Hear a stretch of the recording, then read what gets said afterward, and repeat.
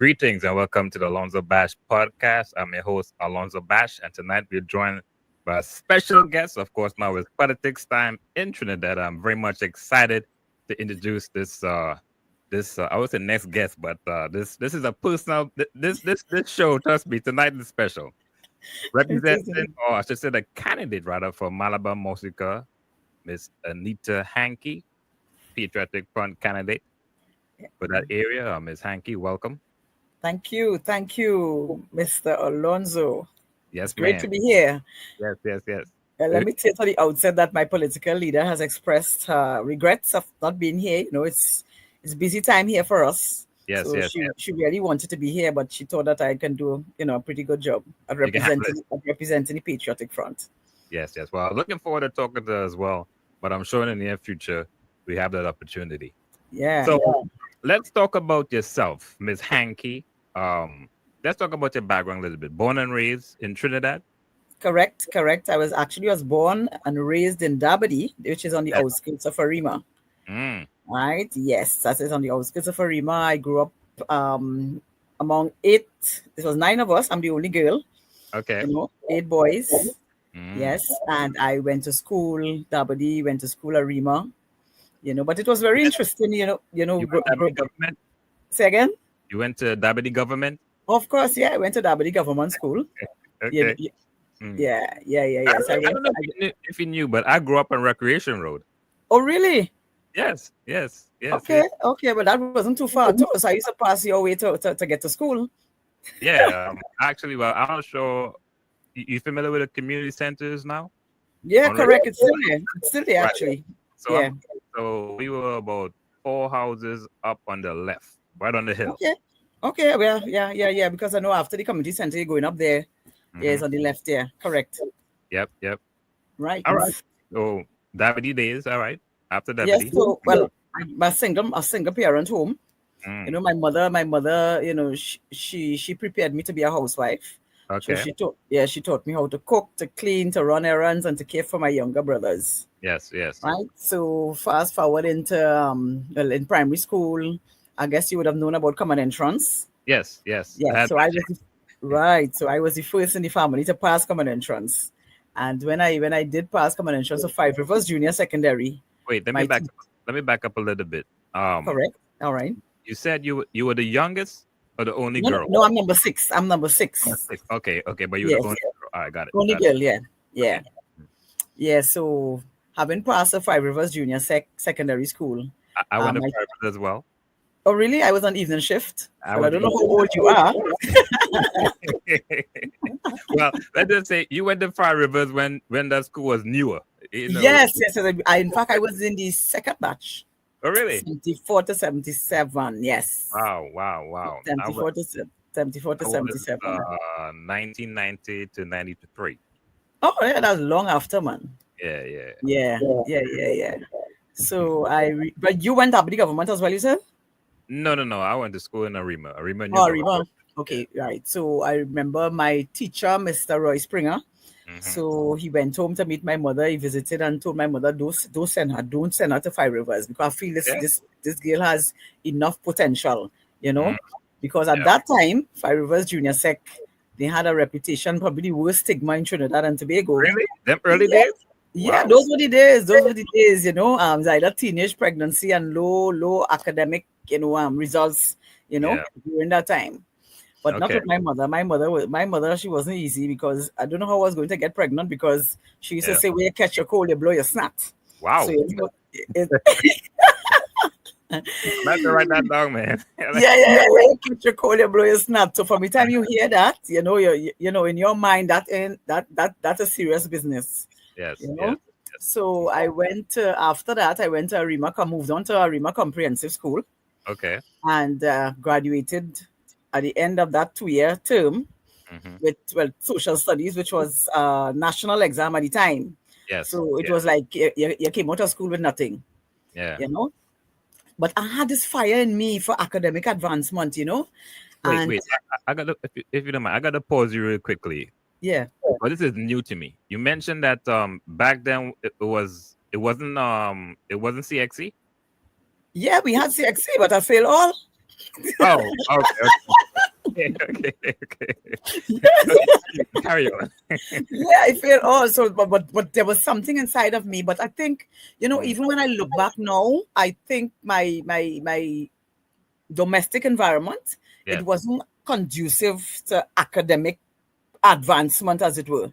Okay. But my mother made sure she sent us to school, sent us to church. Yes. She just did the basics at base, what the best that she could have. Yes. And even when I look back now, I said, you my mother, she really did a great job. And it was only when I went to university and I did developmental psychology, I really truly appreciated and understood the sacrifices she made, Wow. as a single parent. Mm-hmm. Yeah, but as I said, leaving school with zero, as it were. Wow. So I started working at KFC. I worked at a textile garment factory. I was a hemmer. Where's KFC in Arima? Arima. That Wow. was Pro Queen Street, I think it was. Okay. Yeah. Wow. I worked there. I worked at a perfume factory at Omera Industrial Estate. The textile factory. A perfume factory. A Textile perfume. garment factory was somewhere in the back close to the comprehensive school. Yes. Okay. Yeah. So I even used to sell chemistry kits, encyclopedia sets, and Really? that kind of thing. Yeah. But I kept going back to school, Yes. and one by one, I went up to 8. I got A2 levels. But Wow. during that, yeah. But during that, it wasn't easy. It wasn't easy, But English, I must say, was my greatest challenge. Really? I did, yeah. I did English, Maths or something. maths. Why we ain't going by maths yet? And in fact, when I did maths, let me finish the story with the English story. Yeah. So I did English 4 times before I passed it on the 5th time. Okay. Yeah, I did it. I remember our English teacher in Arima Compre at the time, Miss Johnson. She said, "I know what is all your problem, all your vocabulary limited because all your that's why all you can't pass the people English." She said, "I don't know if you remember Mills and Boone in those days." That sounds familiar. Yeah, it was a book that a lot of people, especially housewives, used to read those books. Okay. And Okay. she said, well, her advice was, you could take one of those books. That's a small, I don't know if you want to call it a novel. Yeah. And she said, her advice was, read the book. Any word or phrase that you come across and you're not familiar with and you don't know the meaning, get a notebook, look for the meaning, I remember the learn book. it, and apply it to your essays. Yes. I took 3 months to read a Mills and Boone. 3 months. Because I really didn't like to read. Yeah. Wow. And listen to me, that was what did I say? That was the recipe. Recipe. Yeah. Yeah, for and I did English. I did it London GC actually. Okay. Yeah. Afterwards, I ended up getting a distinction in the English. Wow. Yeah. So that's really impressive. To go from leaving school with no passes to 8, yeah. To going back to get 8, yeah, that's definitely impressive. Yeah, but still, there was a drive in me. At age, I started doing A levels, yeah. But there was a drive in me, something inside of me to just go on. Yeah. So I had my son when I was 21 years of age. Okay. And I didn't allow that to stop me. Yeah. I started doing A levels. I did A levels economics and politics.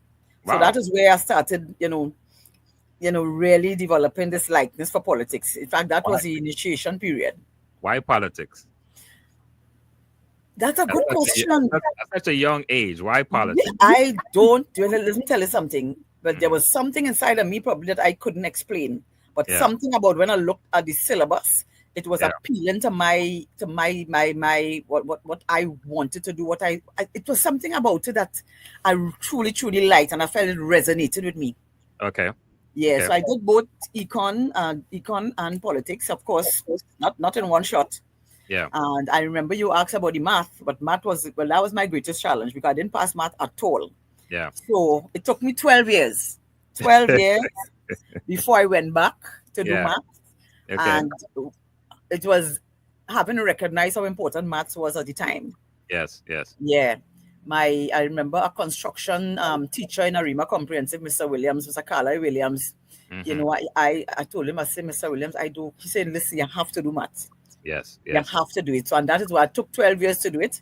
And I went back evening class again Yeah. to do that. I did it in Malik Senior Comprehensive School.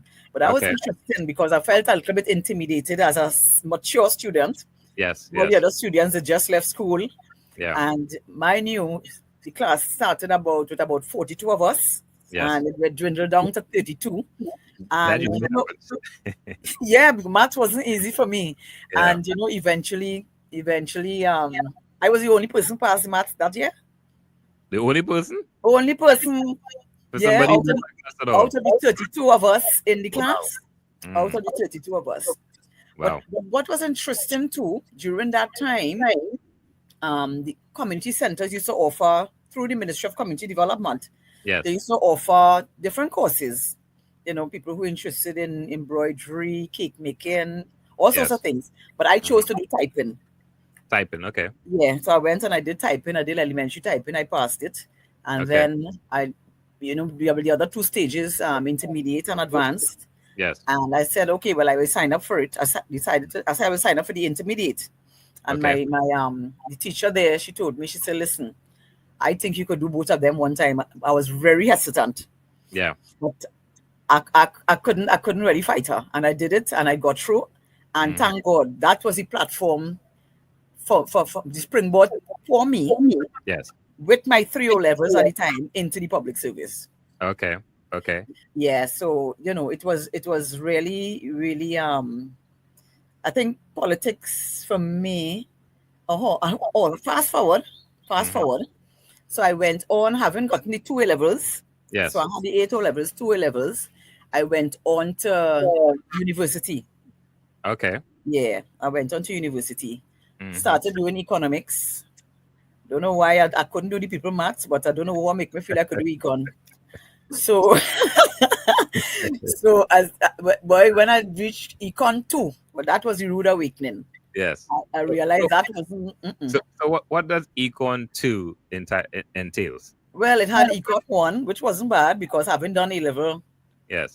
econ, it was a nice springboard into econ 1. But Yes. econ 2, econometrics, and Mm. boy, that thing mashed me up.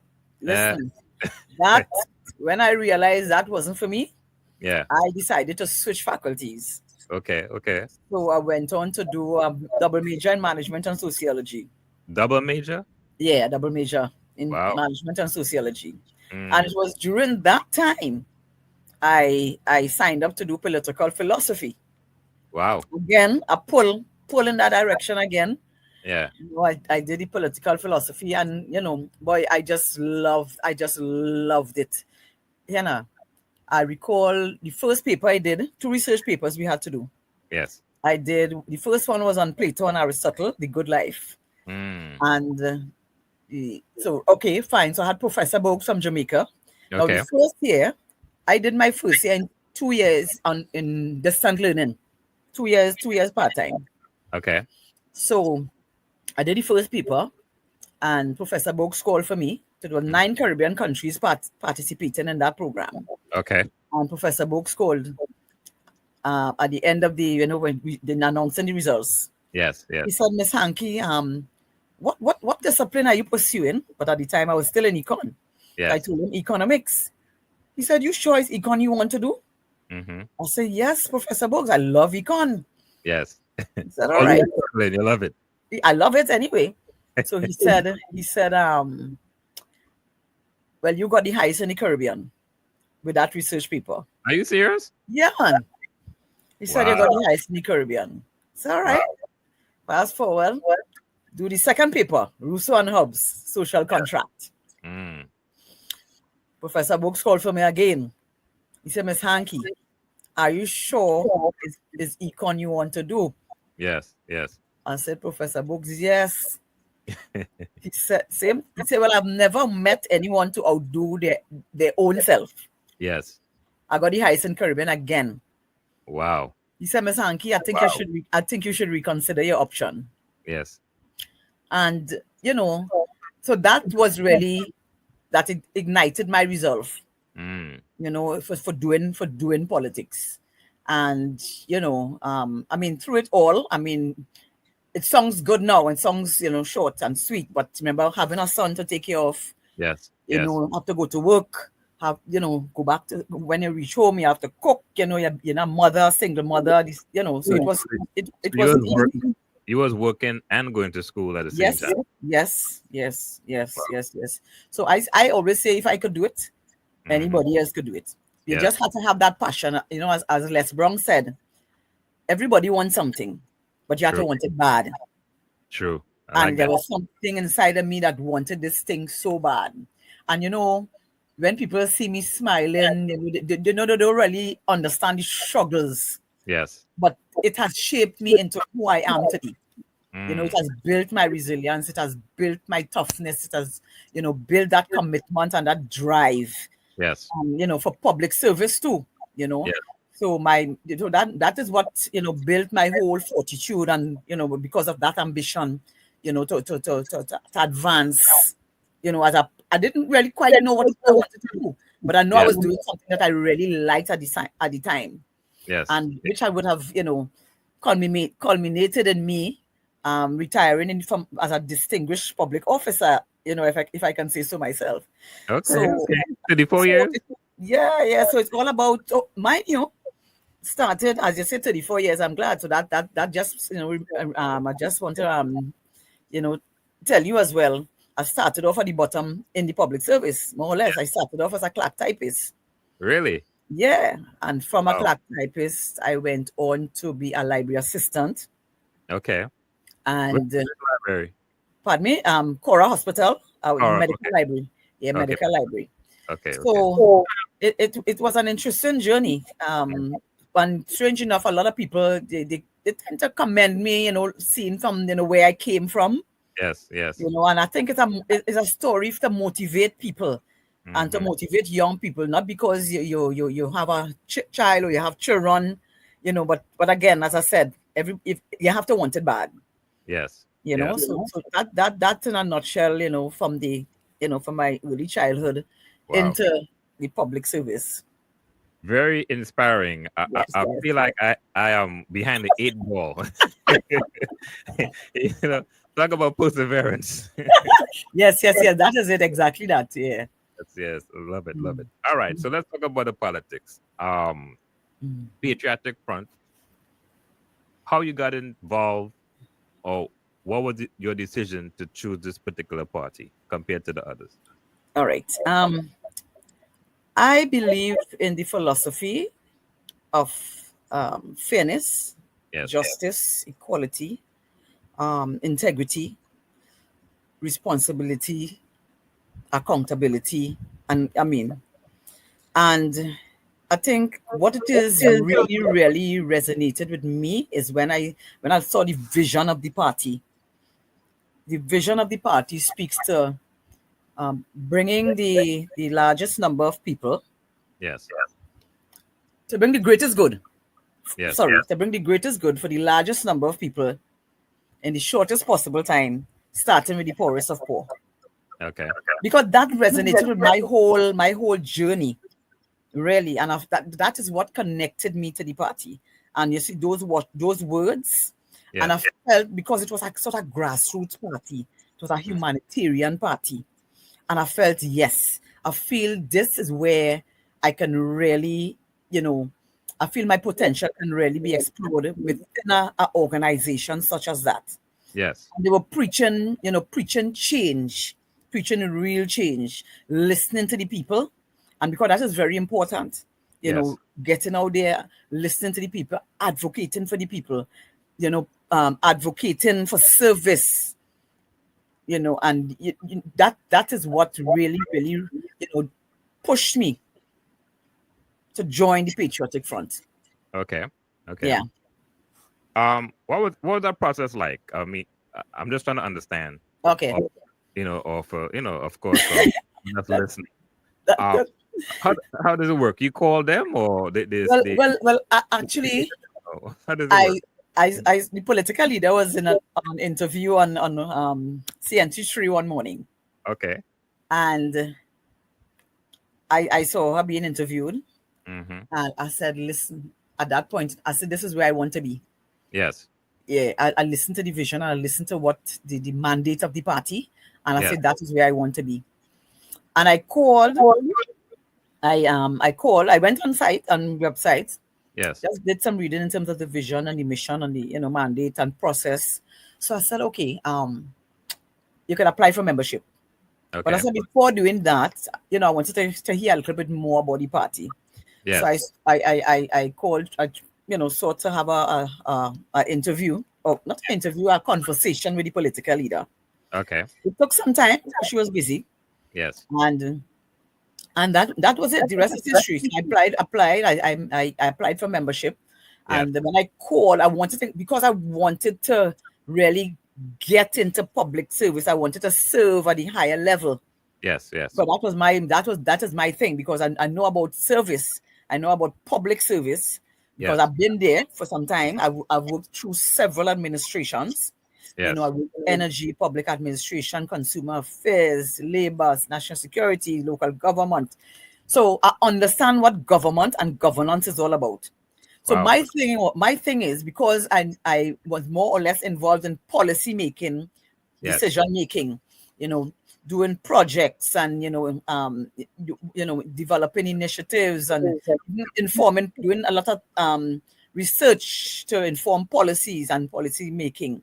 I thought that I really didn't want to be in the campaign story. Okay. I didn't like really the canvassing, and I told her that. But something about after, that conversation, she said, Miss Hankey, she said, I think you will do so well. Yes. She said, don't be fearful. Don't be fearful. I said, Miss Pandey, I don't think I like this thing, going out there and canvassing. Mm-hmm. You mean like people and talk? I didn't mind doing research and, as I told you, being, really and truly, I was looking at myself, hoping to be selected, and looking at all my experiences, my academic qualifications. Yes. I would have had a wealth of, knowledge by being on several cabinet appointed committees. Yes. Traveling, I represented Trinidad locally, regionally, internationally at several forums. Okay. So I thought, maybe I just didn't want to be on the campaign trail. You were more like in the background, so to speak. Yes, but maybe senatorialship, as it were. Okay. That kind of thing. I want to work. I felt I would have done a real great contribution there. But she saw something different. Yes. And at the end of that conversation, as it were, she said, Miss Hankey, put in a nomination form now. And I said, sure? She said, yes, Miss Hankey, put it in. And that was it. And here I am. I was shortlisted. I went for the interview, and and here I am. So on a nomination form is what exactly? You're putting up yourself for office. Okay. To be considered for political office. Well, once, of course, there's a period for they will have to do background checks on you, of course. Yeah. Yes. So it entails that as well. Okay. Yeah. All right. What type of leader is Mausica Pandey? I think she's very charismatic. She's a person, I think she understands the beat, the pulse of the, let's say, the underprivileged. And I think that because it's a humanitarian party, so you find what she stands for will reflect that in terms of reaching, as I told you, going back to the vision of the party. Yes. And reaching the poorest of the poor, and starting there. And I think she's very intelligent, and probably you may be aware she's an attorney by profession. Yes. And she came. Remember, she was born out in the bosom of politics, as it were, because her father was the Prime Minister, Mr. Patriotic Front many years ago. So, I think her uncle as well. Am I correct? Pardon me? I think her uncle as well is also. Yes, Mr. Subhash Pandey. Yes, he too. So I think, she's excellent. And I think when I even look at the candidates that were selected, Yes. For this general election to represent the various constituencies, Yes. it seems as though all of us, when I looked around, there's a thread in each one of us that speaks to serving the people. It's not about us, it's about serving the people. Yes. Yeah. Change, not exchange. Mm-hmm. That seems to be the tagline or the motto. Yeah, but it's talking real change, eh? Not Uh, only change. You're talking real change, and being on the ground, so many people are so disenchanted. With governance, the governance of the country. So many people, what they are telling us, there's a lot of skepticism out there. yes. Yeah, because they think that we are no different. People think all the time, every cycle, people, they're just telling you, empty promises, Yeah. no action, and Political. and then at the end of the day, like election is around the corner. Yes. So you find a lot of paving roads, all different things, a lot of patchwork and things that but I'm beginning to realize the more and more people I meet and I engage within my constituency of Malabar, Mausica, Dabadi, or Mira, the more I think people are becoming, well, they are much more wiser, as it were. Yes. But more the younger people too. You find the more younger people tend to be, they're not falling for that anymore. Yes, that's not one thing I've noticed. A lot of younger folks gravitate. Yeah. This particular They're not party. falling for that anymore. Yeah, but Interesting. listen, even in Dabadi, for example, because as I told you, I grew up in Dabadi.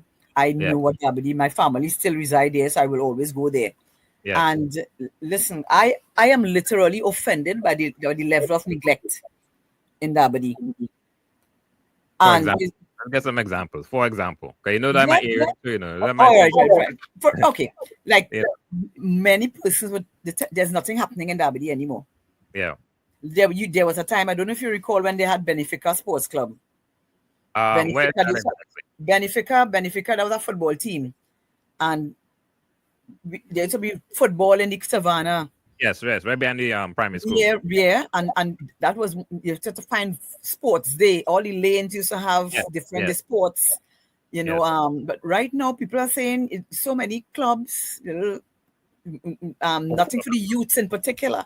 Yeah, and I think that is a cry, even in Malabar, Mausica, and apart from the infrastructure, I met a guy just last week, but around the savannah, and he said, "Listen, you see, infrastructure and water." He said that like he said we ain't really concerned too much about that.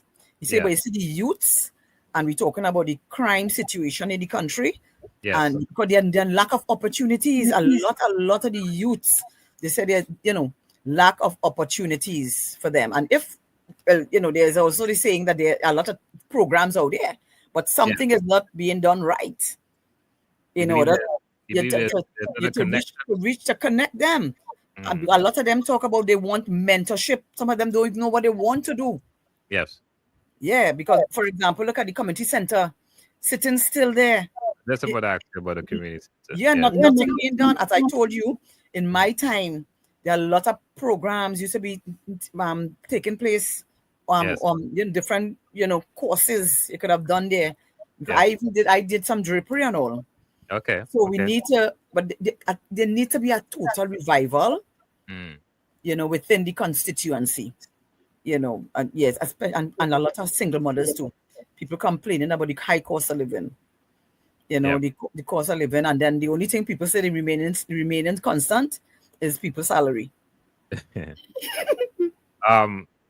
Mausica Dabadi, that whole I want to make sure I'm messing the word up. Constituency. I got a title.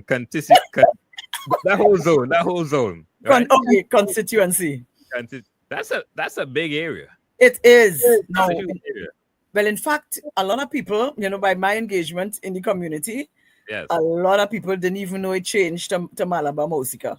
Yes. So that shows you the sort of disconnect with governance, in the country. In fact, although it was recent, but that is hence the reason why I always tried, during my meetings and my discussion with people, I always have to say Malabar Mausica, formerly Dabadi Omera. Wow. And it is wide because it includes, you probably remember Samaru Village, Karapo, Pittsville.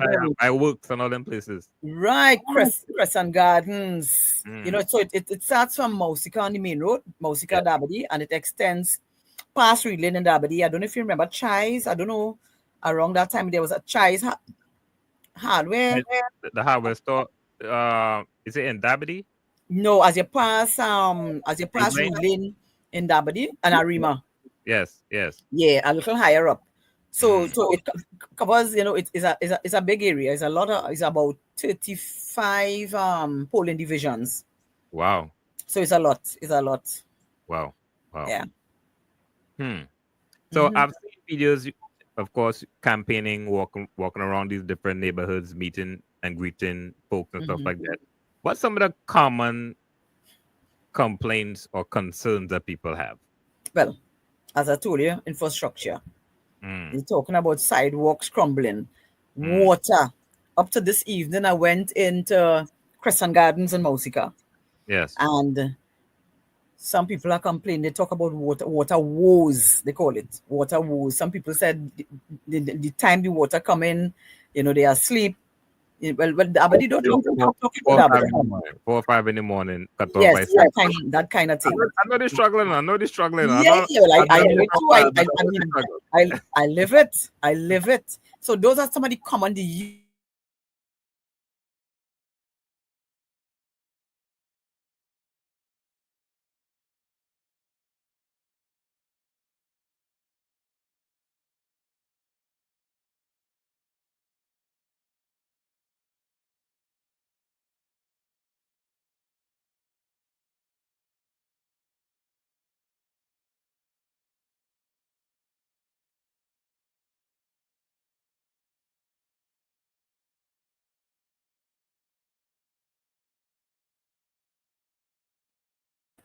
All right. Yeah, I think we got disconnected there for a moment. All right. Yeah. But yeah. Those are some of the common. Yeah. Very, very common. And I think people, there's a cry for community involvement, community activities, because they think, to have the youth involved, and even in some of the playgrounds, even, I don't know if you know, in the back of Boys Lane, there's also a playground in the back there.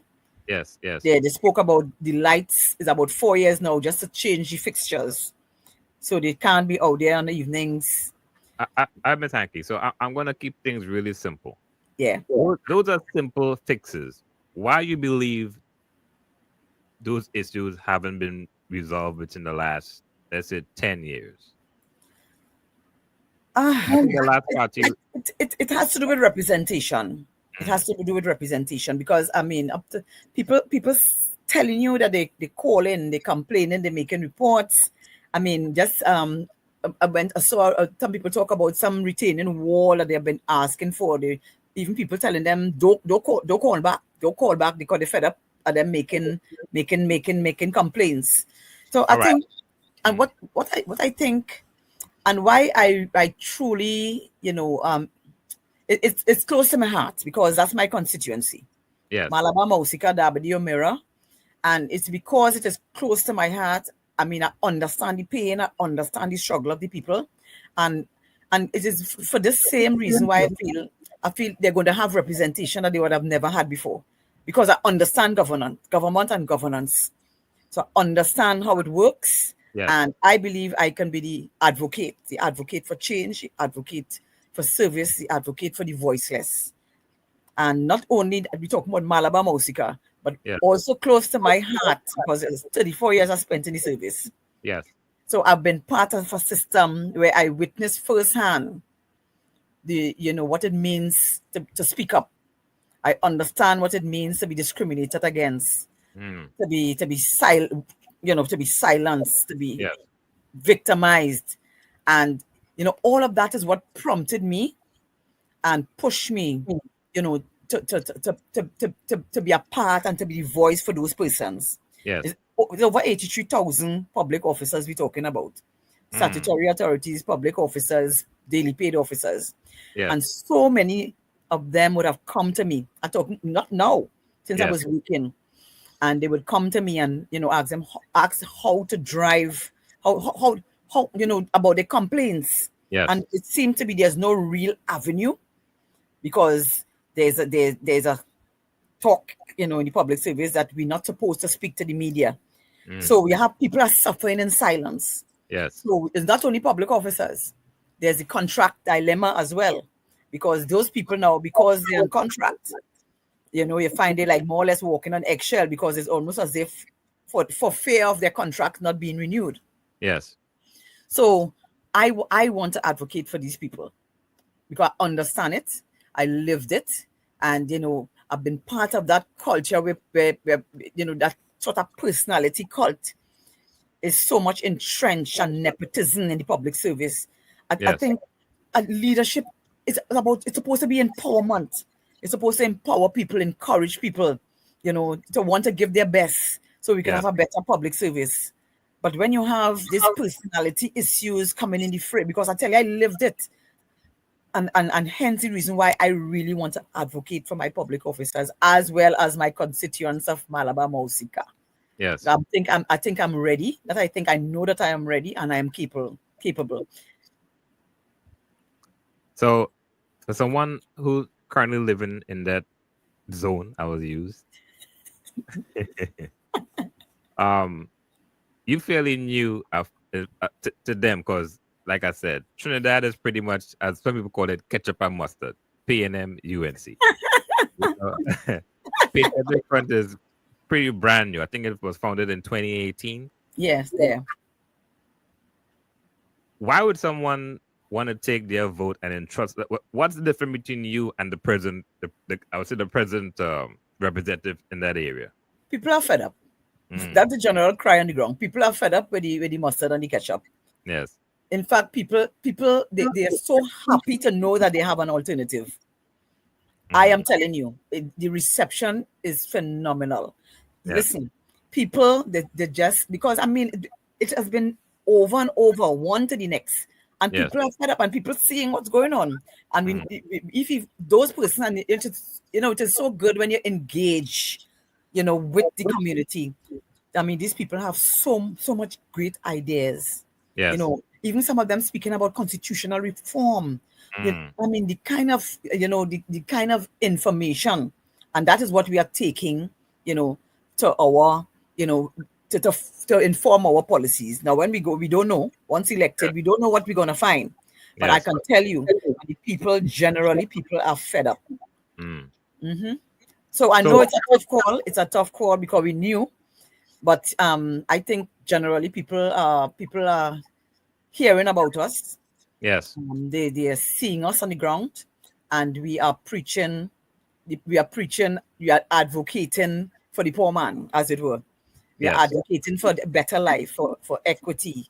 We want to bring back our constituency to a place of hope and dignity and opportunity. Yes. Yeah. So here in the US, politics is also a big thing. And one of the things that they usually have in a lot of communities is town hall meetings. Okay. Is that something that you guys planning to do? Yeah. In fact, we tend to call it cottage meetings, yeah. Okay. Yeah, but some of the candidates, they have already started that. As you would know, the election was called a couple of weeks ago. Yes. So we have like 5 weeks, I think about 5 weeks or more, a little more, to prepare. Yeah. So we are trying to meet as many persons as we can.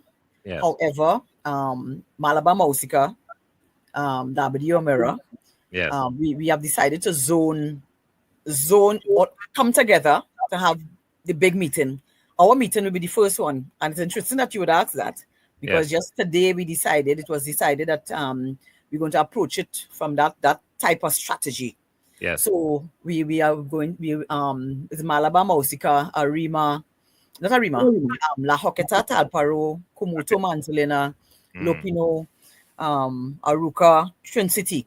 Yes. So all of us will be coming together. So there'll be a big meeting scheduled for Thursday night, Thursday evening, The from 10th. 6 to 7. Okay. We'll be seeking the approval for the use of the terminal, bus terminal in Arima there. So Okay. the political leader will be there. Yes. So at least people will have an opportunity, Mm-hmm. to hear, hear about, what is the Patriotic Front offering to the Yeah. national community. That's a good location. That's the heart Yeah, of Arima. yeah, very strategic. Yes, yeah. Yeah, good location there. Ministry. What ministry you would like to spearhead? Social development. Yeah. I love education too, Mm. because that was one of my earlier passion many Yes. years ago. I really wanted to be a teacher at one point in time. Okay. I love education because I feel I have much more to offer than just the academics. And I Yes. think that is what a lot of the young people need now. They need mentorship. They need, that they want that holistic view, that holistic type of curriculum that Yes. will not only focus on academics per se, but people who could share their experiences and motivate, you know. And but I love education too, but social development. I really want. A colleague of mine told me, she said, Anita, if you go to social development, I feel they will have to give you some, so they have to set some ceiling for you because you will want to help everybody. I don't know. Yeah. Yeah. Wow. Yeah. Um, well, I have to put a disclaimer that of course we are related, um, by blood. Yes. Um, and I just want to say I'm so proud of you. Yes. Our Thank you. relationship is fairly new. I've heard of you Yeah. over the years, but we never met face to face. Oh And gosh, I think we are getting we having some connectivity issues here again. oh no, no, it's fine. It's fine. Yeah, connectivity. Yeah, I Everything's missed coming. you there for a moment. No, it's fine. Yeah. So moving forward, Uh-huh. what's some of the what's some of your long term goals? Long term. Yes. Well, irrespective of whether or not I'm elected, I will Mm, continue to advocate for the people of Malabar, Mausica, yes. W. Mera.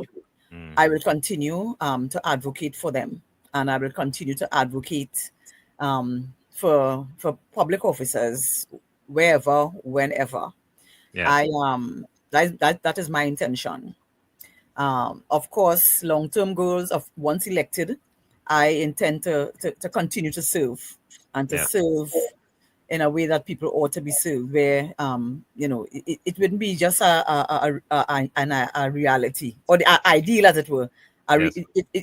To really, it would be an ideal. That's not an ideal, more a reality. Yes. People mustn't see that, or us, candidates or potential member of parliament, and I think at the end of the day is to serve the people, to serve the Yes. people, to serve the people, to build on the legacies that have been there, because that is there. It's not about breaking down, it's about building, Yes. and at the end of the day is to really make Trinidad and Tobago a better place. Yes. Yeah. Yes. Yes. Yeah. And election day is April the 28th. Correct. April 28th. Okay, great. Yeah. Well, want this opportunity to wish you all the best. You have my vote. Yes, but You have my vote. I just want people to know on April 28th, Yes. come out in your numbers. You young people in particular, come out in your numbers. This is an alternative to real governance in this country. On Yes. April 28th, come out and vote for the Patriotic Front. Vote for the heart. As I Yes. told people, some of my friends said, I want to vote for you, but I'm not living in your constituency. I Yes. told them, listen, we preach the same language, you carry the same message. Mhm. You're voting for a larger party, a larger ideal. So Yes. wherever you see the heart, vote for the heart. Vote Vote for for- real change. And it's time. And they know it's time. Yes. Yes. Yes. Yes. Well, Ms. Hankey, Any last words? I mean, you pretty much said it all. I said it all. I said it all. Come out in your numbers. I mean, we are here. We have constituents. We have candidates in 37 of the constituencies. Yes. Yeah, we had planned to go for 41, but four of the constituents, four of the candidates, there were a lot of threats on their lives and their families. Wow. Yeah, this is what. The political leader did put out a press release in that regard. Yes. They were threatened by the other two parties, the mustard and the ketchup. Yes. So fear of their lives, they decided to decline. But we are here in our full force, and I think all of that will, I think people will recognize. And once people are objective, they would recognize, all the more need for change, for real change in the country. Yes. And how folks could follow you on the social media? Say again? Your social media handles? Yes. Facebook. Patriotic Front. Yeah, we have different ones. Yes. Yeah, Patriotic Front. Different ones. I can't remember all of them offhand, but definitely Patriotic Front. Okay. Yeah. All the best, April the 28th. Much success. Thank you. And thank you so much for taking time out your busy schedule. You're most welcome. It was a pleasure. Yes. Thank you so much. Thank you. All right. Good night. Okay. Good night. Yes, that was Miss Margaret Hankey, Patriotic Front candidate for Mausica East or in Trinidad and Tobago. Of course, they're celebrating. They're having the election April the 28th of this year, 2025. So I just want to take this opportunity to thank so many people for supporting the podcast. Make sure and follow and subscribe. Available on all podcast platforms, Amazon, Apple, iHeartRadio. Also available on all Echo devices as well. Amazon Echo. Just say play the Alonzo Bash podcast, and boom, there you go. So once again, man, thank you so much for your support, and see you guys in the next episode.